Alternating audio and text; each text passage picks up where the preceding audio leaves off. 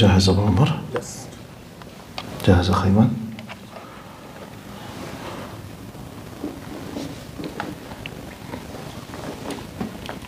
السلام عليكم ورحمة الله وبركاته. الله أكبر الله أكبر الله أكبر الله أكبر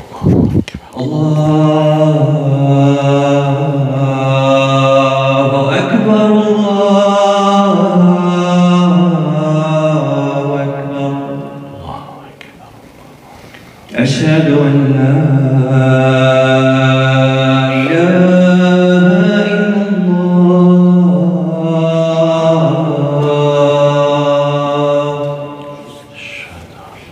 أشهد أن لا إله إلا الله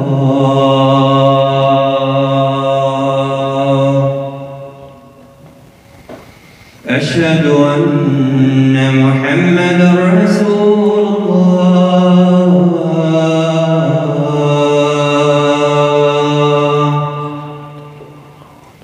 أشهد أن محمدًا رسول الله أشهد أن محمد رسول الله. حي على الصلاة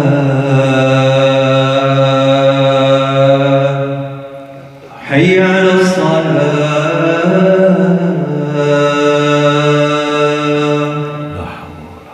حي على الفلاح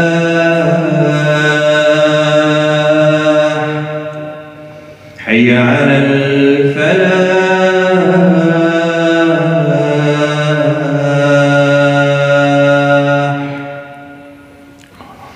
الله أكبر الله أكبر لا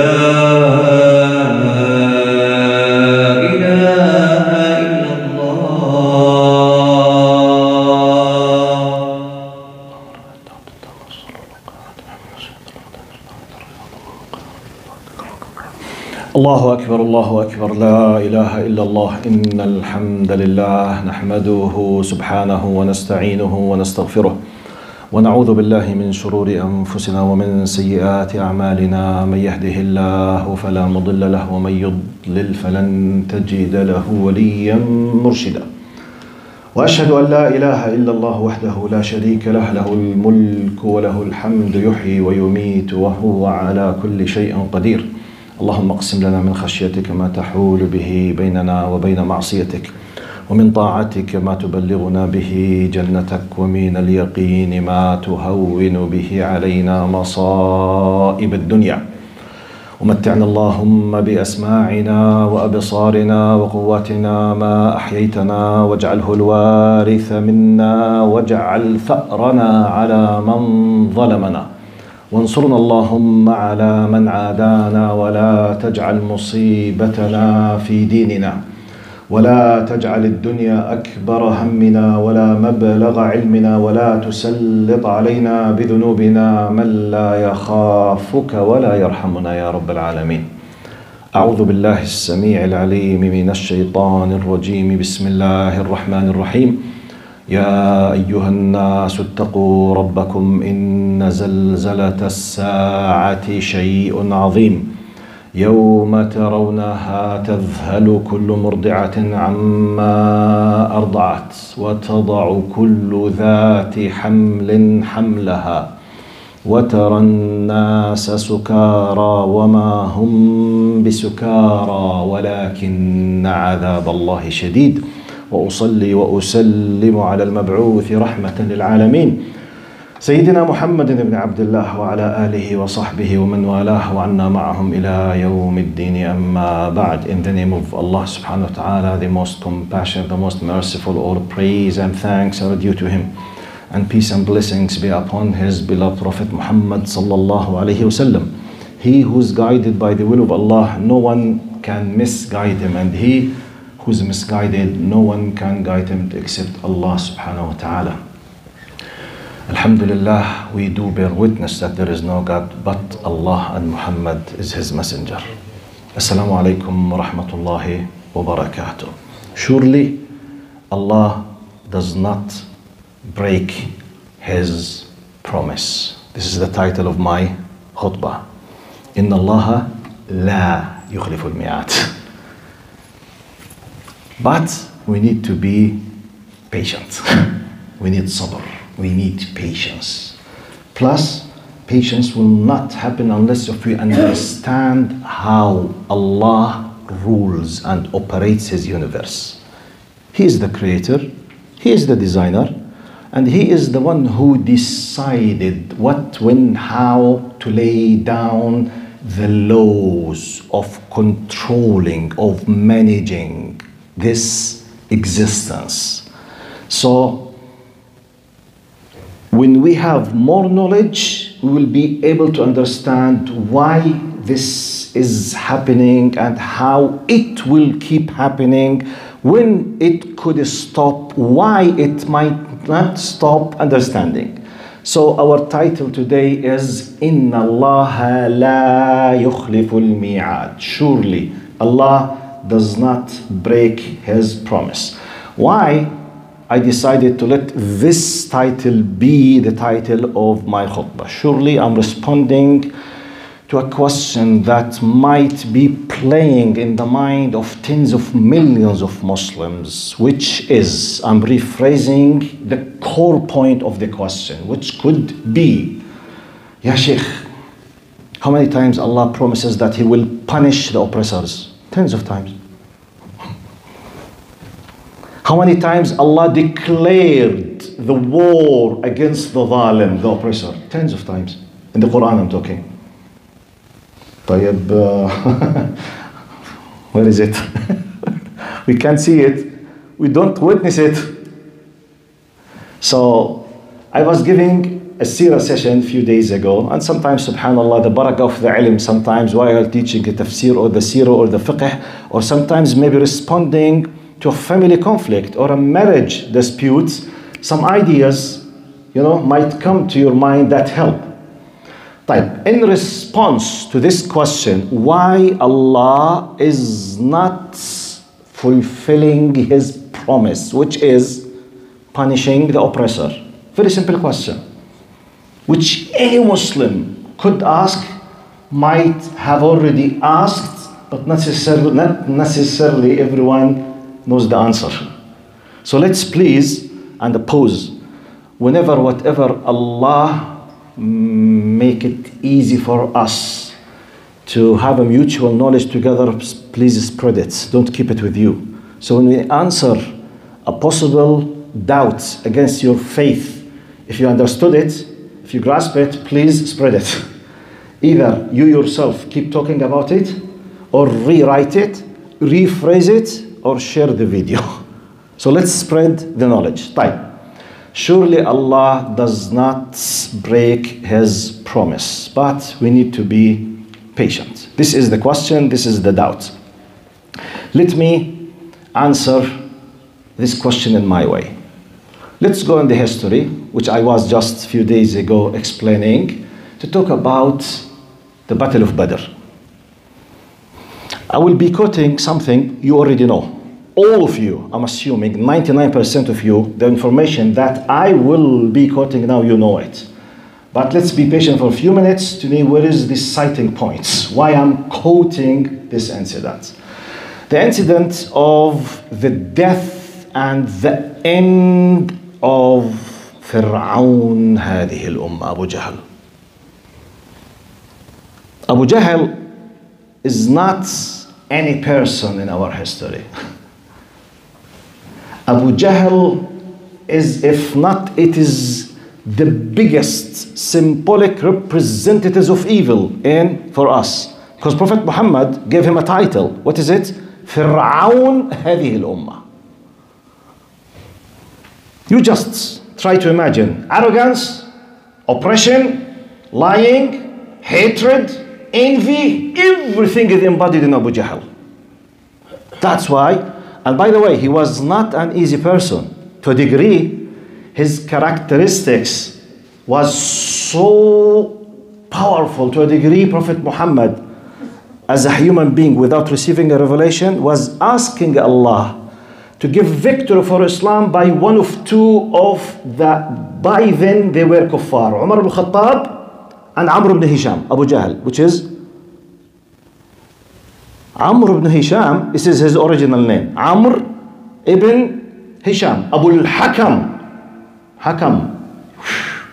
His title is, by the way, for your information, Abu Jahl, Amr ibn Hisham, Umar ibn Khattab, Al-Faruq, Khalid ibn Walid, Sayfullah al-Maslul, three of them, there is a relation in blood.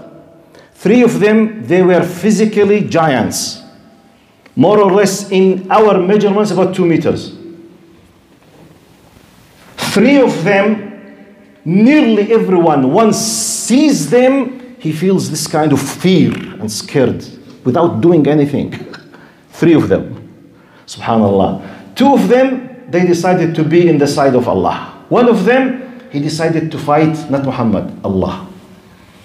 That's why he Fir'aun هذه الأمة. But what's the relation between my title? إن الله لا يخفي الميعاد. Abu Jahl, we know that his end was in the Battle of Badr. But let's go a little bit deep in intellectual philosophy. Let's go back with the time machine and ask the following question. Abu Jahl kept applying his highest level of anger, hatred, oppression with full physical power whenever, however, nothing stopped him. 13 years of Makkah, plus 2 years of prior to Badr. So, the whole age of Islam, while Prophet Muhammad existed, 23 years. 15 of them, even though Prophet Muhammad was directly connected with Allah. 15 out of 23, you are talking about more or less 70% of the time. This dictator was using his physical power against Muslims. Yet he was not punished. This is the question. So try to imagine yourself in the place of one of the oppressed Sahaba at that time. 15 years. The question, Ya Rasulullah, where is Allah? No one asked this question because they know the system. It's yet not your or my decision when Allah decides to finish, to demolish an oppressor. It's not your decision, not mine. It's Allah's decision. But let's understand part. But wow, 15 years, yes. But last time, if you were with me, we talked about وَيُضِلُّ اللَّهُ الظَّالِمِينَ. When someone refuses, Allah pulls him to the final destination. When Allah willed, look. Let's go back to know simple information of the pre-events of Badr. You know the whole idea of Badr. Muslims, they were oppressed, tortured, kicked out of their homeland, i.e. Mecca. Now they know about the two caravans, financial, economic, let's say roots of Mecca, which contains money. So they wanted to stop the caravan to return back simple, humble returns of what they have already lost. While they were approaching Abu Sufyan knew through his spies that they were planning to, because at that time they used to have munafiqeen, spies. They send messages. They leave the Medina to tell them that, be careful. Exactly. So alhamdulillah, the same thing, always. Always among us we have munafiqeen. Alhamdulillah, الذي لا يحمد على مكروه سواه. It's part of the test. Okay? Praying with us. Yes? Like now we are sitting. Don't you think that we have informants now? For Arab security agencies? Don't you think? But you know the beautiful thing is what? I insult him always and they can't speak because I have the haqq and they are on the batil. And they are down. I'm now talking about them. That they are filthy, dirty people, have sold their souls for the shaitan. just to have some gainings. And they write wrong reports. But they are praying with us without wudu طبعا. Definitely without wudu. By the way, I'm just giving you an example how powerful the haqq is.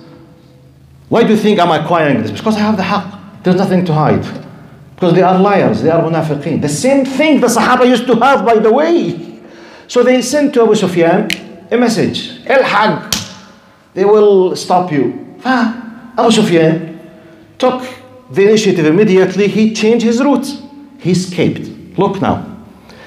Now, before Abu Sufyan managed to escape, people of Mecca, they knew that Muslims, they will attack their economic, caravan. They prepared an army of 1,000 fighters, fully equipped. Try to imagine now. Let's think in our human calculations. 1,000 fighter, 1,000 horse. Every person is fully equipped with his shields, metal helmets, arrows, spears, swords. Compared with poor Muslims, 313. 2 horses. 2 horses. The rest, walking. What was their sword? What was their weapons? A sword. Many of them, they were barefoot.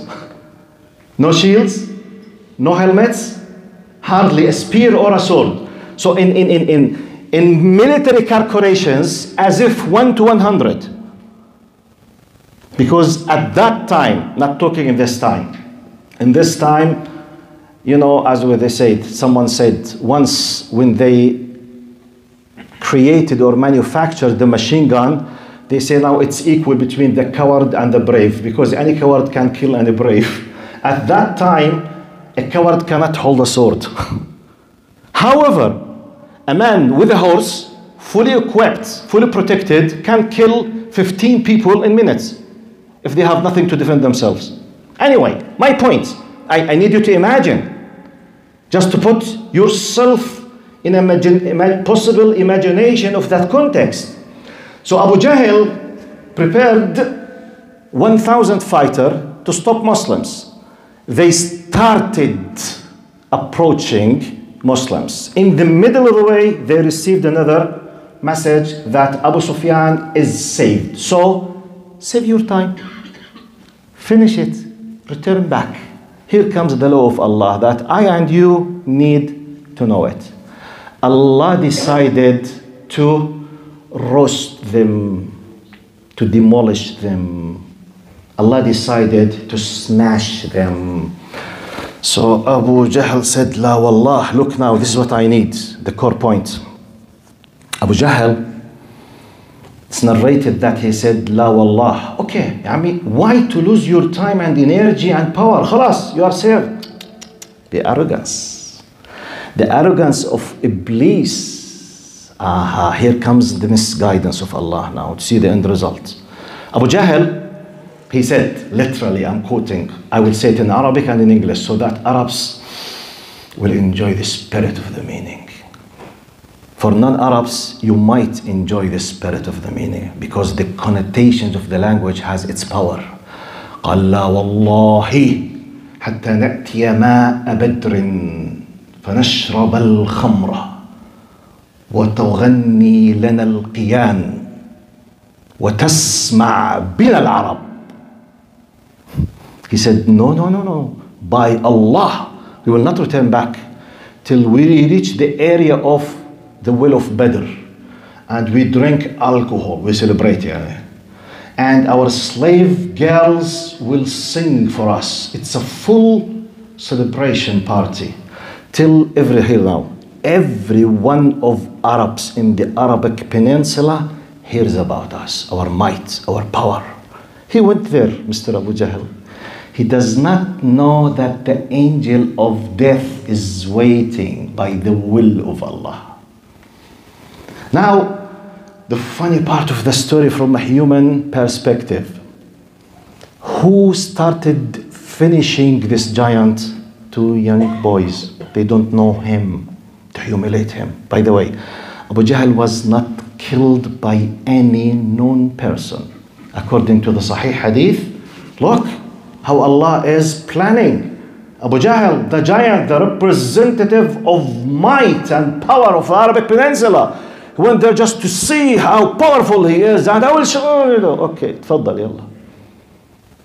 Like Umar ibn Khattab, when they told him, Italians will keep bombing you, he said, they're air fighters. They are below the arsh or above the arsh. He said they are flying below the arsh. He said, we believe in God who's above the arsh. Going. Because they used to have cowards in Italy. They have to have the same thing, khawan, you know, traitors. The same thing, always. In Libya, in Egypt, in the French occupation, in France, the same always. You have the category of the people, mu'minin, kafirin, munafiqin, always. By decision. Let's come back to Mr. Abu Jahl. He decided to go there. Now, one of the Sahaba is narrating, he said, while approaching the beginning of the battle, I was called by a young man. Young man, you talk about 14 years, 15 years. Hardly he's a mature person. Hardly he's an adult. He said, Ya Ammah, Ya Ammah. Aina Abu Jahl? He's from the Ansar, from the helpers of the Medina. He does not know Abu Jahl. قال يا ابن أخي, the Sahabi, he's from the Muhajirin. He said, يا ابن أخي وما تريد من أبي جهل؟ قال سمعت أنه كان يؤذي رسول الله. Look to the faith and education. Idea cannot be killed. Faith cannot be demolished. You kill a person, but you don't kill an idea. How about a faith? Full established faith. Now, 15 years old, and the Islam started in the Medina just 2 years. So, a young two men, they understand their mission, and they know who is with them and who is against them.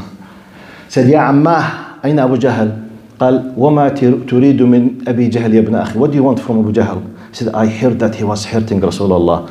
He said, I just was about to point to him, because they don't know his appearance. No photos, no social media, no media. If not a trustworthy source of information tells you that this is the person or he himself, you will not be able to know him.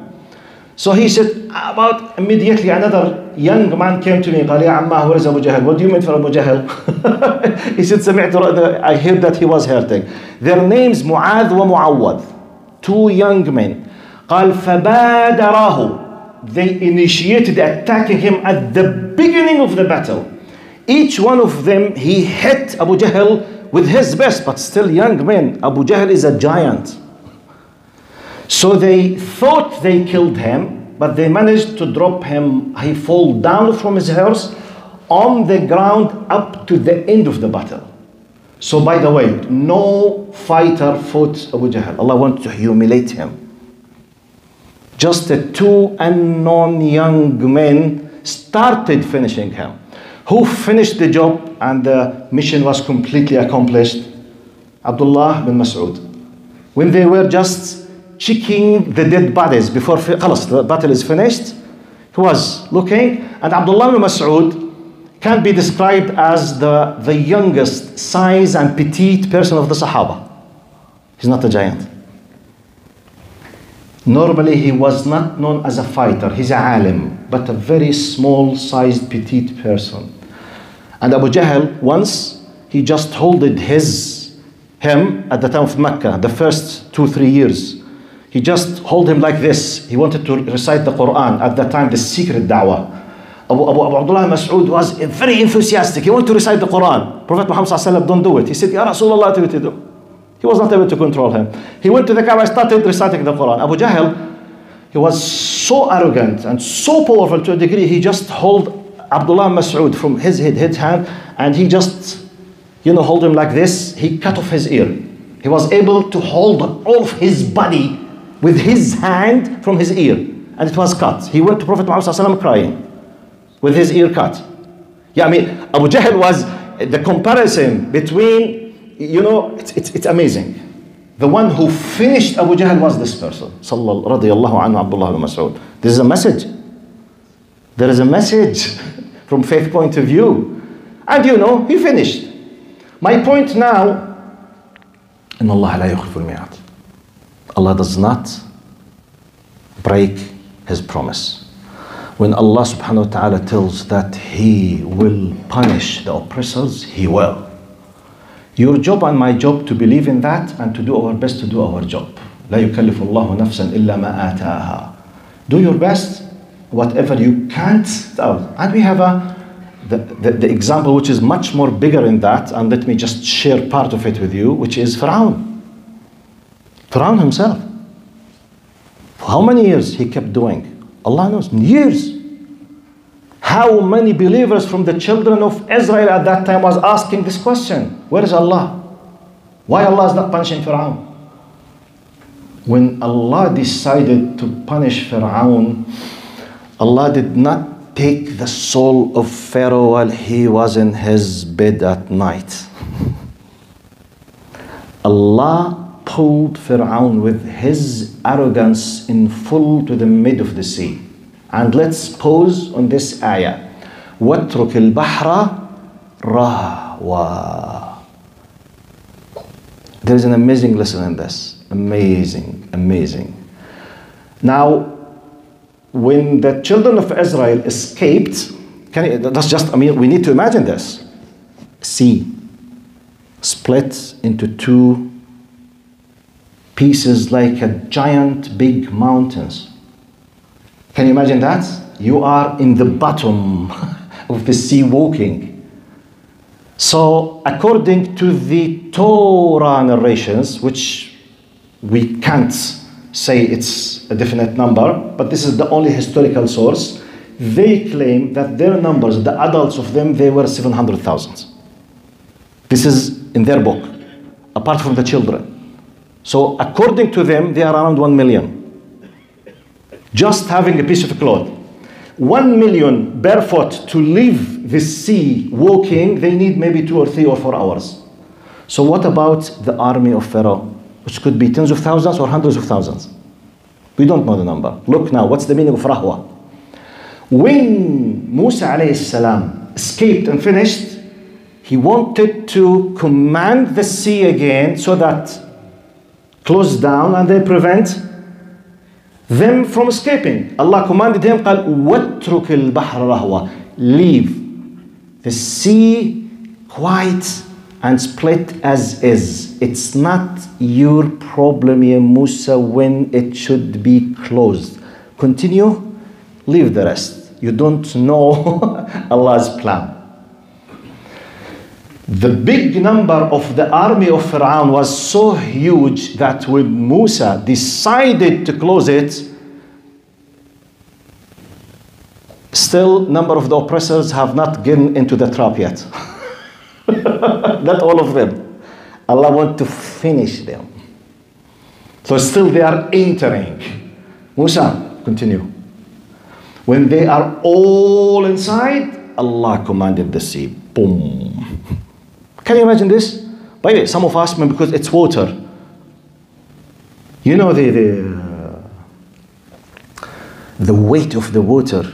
Just to imagine what happened to this army. When you speak about, we don't know the distance. 2 kilometers, 3 kilometers with 200, 300, 400 multiplied by. So the weight of the size of the water logically will be equal to trillions of tons, not billions. Because you are talking about mountains of water. To imagine what happened to their army, imagine the following. Imagine you have the power now to send 1 billion rockets. Each one of them is 1 ton to a city. What will happen with it? 1 billion rock. Each rock is just 1 ton. What will happen? It's more efficient and destructive than at least 100 nuclear bomb in our measurements. This is what happened to the army. This is how we understand it. Because when you command a sea with trillions of tons just to boom like this, full. بَغْتَةً وَهُمْ لَا يَشْعُرُونَ. The law of Allah says, when they deserve it, You do your best not to break the ties with Allah. Once you've done it, continue. طب ya Allah, what about them? Don't interfere in Allah's business. Allah is collecting them, gathering them, so that when the hit comes, Allah wants to show His power. الجبار سبحانه. أقول قولي هذا واستغفر الله لي ولكم فيا فوز المستغفرين. استغفر الله. استغفر الله. استغفر الله. استغفر الله. إن الحمد لله نحمده سبحانه ونستعينه ونستغفره ونعوذ بالله من شرور أنفسنا ومن سيئات أعمالنا. من يهده الله فلا مضل له ومن يضلل فلن تجد له وليا مرشدا. وأشهد أن لا إله إلا الله وحده لا شريك له له الملك وله الحمد وهو على كل شيء قدير. Subhanallah, sometimes I receive something that might be similar to divine messages to me. When I'm preparing for the khutbah, I was just thinking to consider this concept out of by the will of Allah. This following post for Sheikh Abdul Aziz al-Tarifi came in my face, that I will quote to you now. Abdul Aziz al-Tarifi, may Allah release him with all honest and genuine scholars from the oppressors. May Allah punish them. Abdul Aziz al-Tarifi, I will say his word in Arabic, then I will give you the English. He says, سقوط الدول الظالمة يكون فجأة وغير متوقع. قال وإذا رأيت الناس استبعدوا سقوط الظالم حاليا فاعلم أن هذا هو وقت سقوطه المناسب. وفنش قال mixed of Arabic and English. وفنش وأنهى كلامه بقوله بغتة وهم لا يشعرون. Abdul Aziz al-Tarifi says, and I finish by this, قال the fall of oppressing countries will be sudden and unexpected. And if you see people excluding the possibility of the fall of the oppressor now, know that this is the appropriate time for his fall. Then he quoted part of the ayah that Allah destroys the ظالمين بغتة وهم لا يشعرون, which means Allah will finish them, will destroy them suddenly while they are not aware. This is the law of Allah subhanahu wa ta'ala. Your job is to be a true Muslim, to speak the haqq, to be proud of your identity, do your best to support the haqq as much as you can from the status that Allah granted you, and what you cannot control, what you cannot reach is not your problem. And don't keep asking myself, let's not keep saying why Allah is not doing so and so. When Allah, that's why we do reveal that Allah al-Hakim. Why I'm quoting the story of Abu Jahl. 15 years. This question might have been asked by maybe tens of the Sahaba. When the time came, say, La ilaha. The humiliation of finishing Abu Jahl. I wish if I can make it a movie, 3D movie, with all the emotions and the sound effects of it. Wow. I wish if I have the means to send it, because it's a divine piece of art. La ilaha illallah. That's why we need to believe in what we call Asma Allah al-Husna. Allah al-Qawi, the most powerful, but He's al-Hakim as well, the all-wise. He decides what should be done in the time as He knows, ultimate knowledge, not you and me. أسأل الله سبحانه وتعالى يرحمنا برحمته وأن يغفر لنا ويتجاوز عنا. اللهم ارحم شهداءهم وداوي جرحاهم واشف مرضاهم وتجاوز عنهم وانتقم من الخونة من بيننا يا رب العالمين. اللهم كن مع هؤلاء المستضعفين جميعا مشارق الأرض ومغاربها ولا تكن عليهم وعلينا يا رب العالمين، واغفر لنا تقصيرنا في أمرنا كله يا رب العالمين. اللهم ارحمنا فوق الأرض وتحت الأرض ويوم العرض عليك يا كريم. إن الله يأمر بالعدل والإحسان وإيتاء ذي القربى وينهى عن الفحشاء والمنكر والبغي يعظكم لعلكم تذكرون. وأقم الصلاة. الله أكبر الله أكبر.